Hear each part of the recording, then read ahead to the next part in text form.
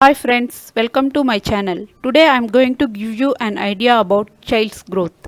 Every mother gives best diet to their child according to their taste, that is what they like to eat. But they don't know about their child's growth is up to the mark of nutrition. How we can check their growth according to nutrition. There are some easy ways that can optimize your child's growth. Now we can see what they are. First one, height. Generally we see different height of children belonging to same age. But why this happens?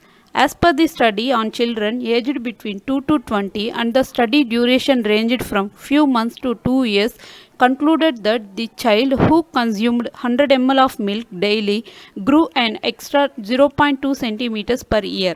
The study's author noted that the growth effect was especially powerful in teens.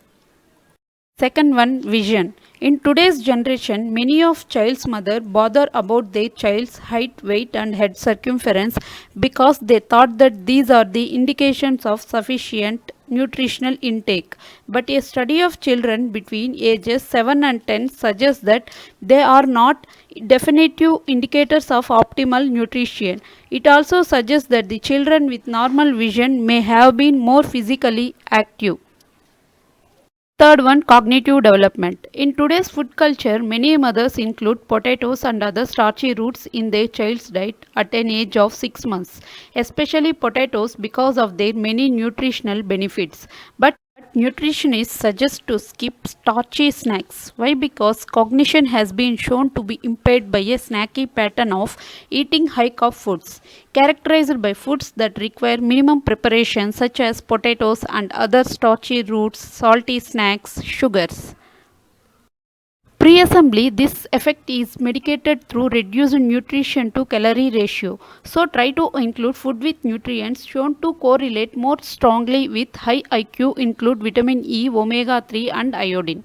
Studies have shown that the higher a child's vitamin E, the better their language and social skills.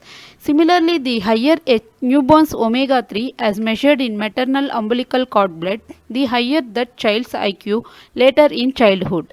Fourth one, immune system. How to check child's immune system is strong or weak.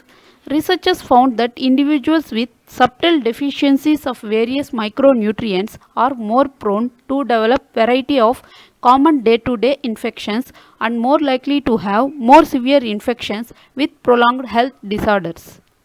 Allergies, asthma and autoimmune illness are more prevalent in children with reduced microbial gut flora diversity. Experts recommend breastfeeding to optimize early gut flora development and considering soil-based probiotics.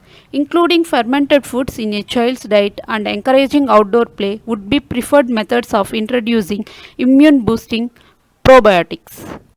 Final one, puberty. It is so common today to see girls reach their puberty at an early age, and also advanced puberty typically reduces child's adult height. But how to avoid this? Is there any solution? Yes, we can. By avoiding insulin resistance. Junk food consumption and being overweight are both associated with insulin resistance.